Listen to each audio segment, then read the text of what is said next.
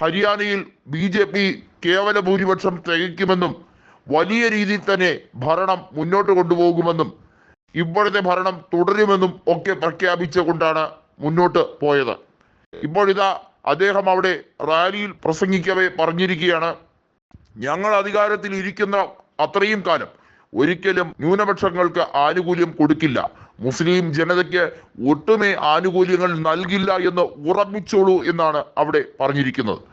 കൃത്യമായിട്ടുള്ള വർഗീയ ധ്രുവീകരണം, അതിനുവേണ്ടി ഏതറ്റം വരെയും പോകാൻ ഒരു ഉളുപ്പും കാണിക്കുന്നില്ല അമിത്ഷാ എന്നുള്ളതാണ് കൃത്യമായും കോൺഗ്രസ് വിലയിരുത്തിയിരിക്കുന്നത്.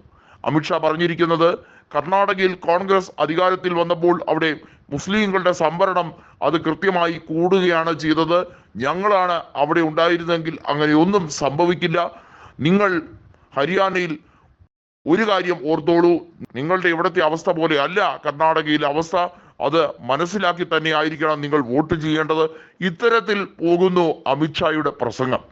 അമിത്ഷാ വാസ്തവത്തിൽ കൃത്യമായും തുടക്കം മുതൽ തന്നെ വർഗീയത പറഞ്ഞ് പ്രചരിപ്പിക്കാൻ ശ്രമിക്കുകയാണ്.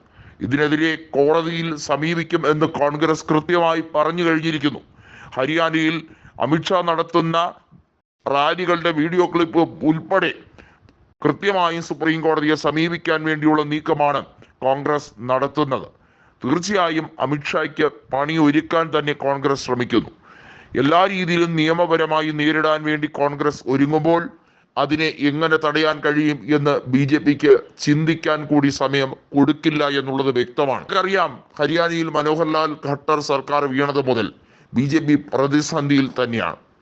മനോഹർലാൽ ഖട്ടറിനെ താങ്ങി നിർത്തിയത് വാസ്തവത്തിൽ JJP ആണ്, ദുഷ്യന്ത് ചൗട്ടാലയാണ്. എന്നാൽ കോൺഗ്രസ് ഇപ്പോൾ ദുഷ്യന്ത് ചൗട്ടാലയോടൊപ്പം നിൽക്കുന്നു. അഥവാ ദുഷ്യന്ത് ചൗട്ടാല കോൺഗ്രസ് സ്ഥാനാർത്ഥിയെ പിന്തുണയ്ക്കുന്ന രീതിയിൽ രാജ്യസഭയിൽ അനുകൂലമായി കാര്യങ്ങൾ നീക്കുന്നത് കൊണ്ട് തന്നെ ദുഷ്യന്തിന്റെ കാര്യങ്ങളിൽ കോൺഗ്രസ് പൂർണ്ണമായും അദ്ദേഹത്തിന്റെ കാര്യങ്ങൾ, അഭിപ്രായങ്ങൾ എല്ലാം തന്നെ മാനിക്കുകയും ചെയ്യുന്നുണ്ട്.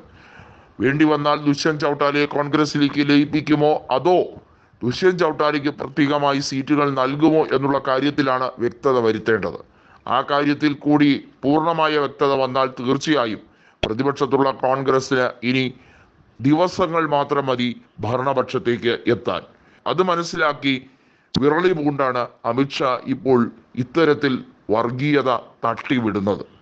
അത് കൃത്യമായി കോൺഗ്രസ് പറയുന്നത് ഇതിന് വലിയ വില കൊടുക്കേണ്ടി വരുന്ന ഒരു സാഹചര്യത്തിലേക്ക് വരും.